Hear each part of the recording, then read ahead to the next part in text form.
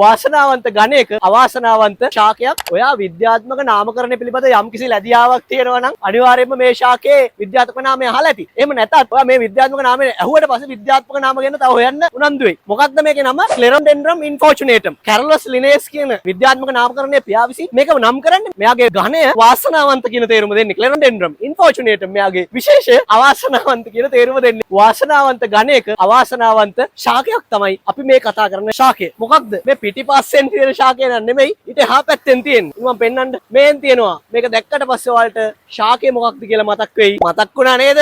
අර fake account වලින් එන්නේ. නෑ. sorry. අර නටුවෙන් ගිලිහුණු පින්න මලක් කියන්නේ. මේ තියෙන්නේ පින්න කියන ශාකය. පින්න මල්. ලැබියේසියේ කියන කුලයටයි තියෙන මේ පින්න ශාකය දේශීය ශාකයක්. එතකොට මේක ලංකාව විතරක් නෙමෙයි තවත් මේ ආශ්‍රිත තවත් රටවල් ගොඩක ලැබෙන ශාකයක්. ඒ වගේම තමයි මේක සමහරක් රටවල් වල ආක්‍රමණික ශාකයක් විදිහට නම් කරලා තියෙනවා. මොකද අපි දන්නවා ඔය පින්න කොලත් පොඩි කරාම හරි අමුතු සුවඳක් එන්නේ. ඔය ගොඩක් ආක්‍රමණීය ශාකවල තියෙන ලක්ෂණයක් ඒක. ඒ නිසා මේකත් ආක්‍රමණශීලී ශාකයක් සමහරක් රටවල ලංකාවේ නම් එහෙම නැහැ. පණුවන් නැසීමට, සමේ රෝගවලට ඒ වගේම වේදනානාශකයක් විදිහට වගේම සමහරක් වෙලාවට අක්මාව ආරක්ෂා කරන ඖෂධයක් විදිහට පින්න කියන ශාකය පාවිච්චි කරනවා. ඒ වගේම අස්ථි පිදීම් සුව කරන්න, හෘද රෝග වලට වෙදකම් කරන්න, ඒ වගේ මුඛ රෝග වලට ඖෂධයක් විදිහට පින්න ශාකය භාවිතා කරනවා. මේක ප්‍රෙන්ස් මාරගහක්. මේක මාරගහක් නෙමෙයි පින්න ගහක්. මේක තියෙන තැනත් එක්ක පොඩ්ඩක් අමාරුයි පෙන්වන්න. නමුත් මෙයාගේ මුල තියෙන්නේ අරේ කොළ තියෙන්නේ මෙහෙ. මෙයාගේ විශේෂම මම දකින ආසම දේ තමයි පින්න මල වැටෙනට පස්සේ ඒකේ තියෙන මණිපත්‍ර දෙක රතු පාට වෙලා අර දම් පාට ගෙඩිය පරිස්සම් කරන්න ඉන්නවා. අපි ඒ ටික බලමු ඊට කලින් යන් ගහේ මුලට. ගහේ මුල තියෙන්නේ මේ මෙහෙ.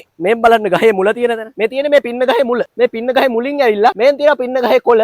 මෙතන මල් නෑ. හැබැයි අපිට අර කලින් ඉඳපු තැනට ගියොත් මල් බලා ගන්න පුළුවන්. මේන් තියෙනවා නටුවෙන් ගිලිහිච්ච නැති පින්න මලක් තමයි මේ තියෙන්නේ. ඕන් නටුවෙන් නොගිලිහුණු පින්න මලක්. මේ පින්න මලේ තියෙන මේ මණිපත්‍ර තමයි කල්යද්දි කල්යල් බලා මොකක් වෙන්නද? රතු පැහැයට හැරෙන්නේ. මේ තියෙන රතු පැහැවෙච්ච.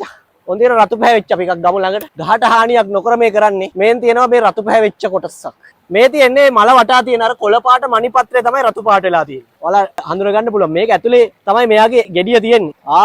මේ කොළ පාටට තියෙන්නේ. ඔන්න පින්න ගෙඩිය. පින්නට යෝදාන්න එපා. පින්න ගෙඩියක් ඒ තියෙන්නේ. එහෙන් මේ යනක මම පින්න ගහ දැකලා පෙන්වන්න හිතුනේ. පින්න ගහ කියන්නේ පරිසර පද්ධතියේ ලස්සන ශාකයක්. අර අතින් අල්ලපු නිසා දැන් අතෙත් 아무ත් සුවඳක් තියෙනවා. කොහොම වුණත් පරිස්සම් කරගන්න. ඒකත් අපේ රටේ දේශීය ශාකයක්. ඒ කියන්නේ නේටිව් ශාකයක්.